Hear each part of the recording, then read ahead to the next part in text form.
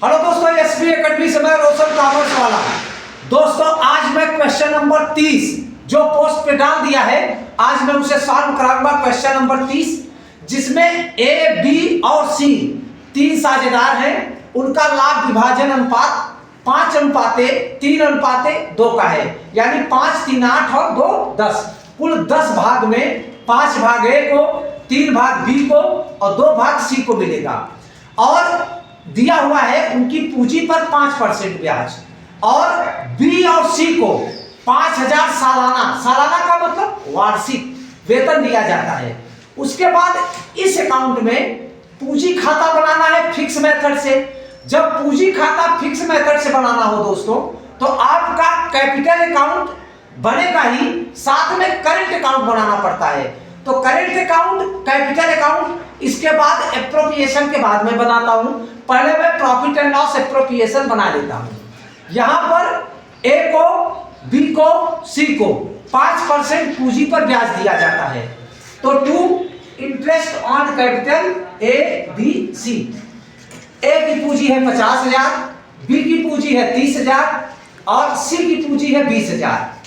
तो 5% 2,500 ए का आया, 30,000 का 5% 1,500 बी का आया, और सी का 20,000 का 5% 1,000।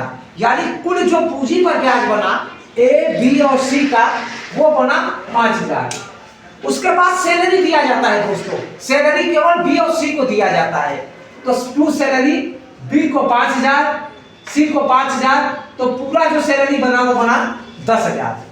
और वर्ष के दौरान इन दोनों खर्च काटने से पहले इस साल का जो फायदा है वो है 45,000 बाई बैलेंस बीडी, यानी कि आपका जो पीएन दिया हुआ है, यह पीएन दिया हुआ है 45,000। अब इसमें से 5,000 ब्याज काटना है और 10,000 वेतन काटना है। 15,000 घटा दे तो बचा 30,000, जो ए, बी और सी में बराबर बांटा है। तो 5:3:2 के अनुपात में दोस्तों बांटा जाएगा। तो ए का 30,000 इंटू 5/10, बी का 30,000 इंटू 3/10 और सी का 30,000 इंटू 2/10। 15,000, 9,000, 6,000, ये हमारा आंसर आया प्रॉफिट का। और टोटल 30,000 बढ़ गया, टैली हो गया 45,000 से 45,000 से। अब दोस्तों हम क्वेश्चन नंबर 30 का, ये क्वेश्चन नंबर 30 था दोस्तों। क्वेश्चन नंबर 30 का अब हम कैपिटल अकाउंट और करंट अकाउंट बताएंगे। अब दोस्तों हम इसका कैपिटल अकाउंट और करंट अकाउंट बनाने वाले हैं।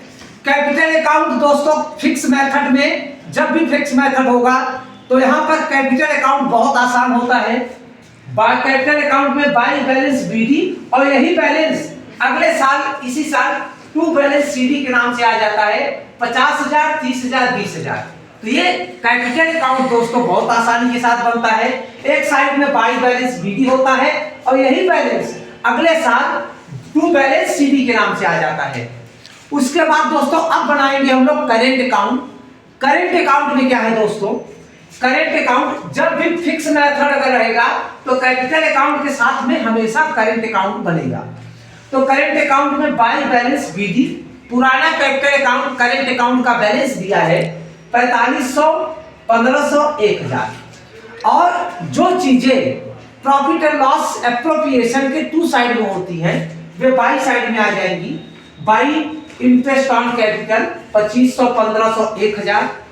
बाई सैलरी, सैलरी दोस्तों यहां पर दिया हुआ है बी और सी को 5,000, 5,000।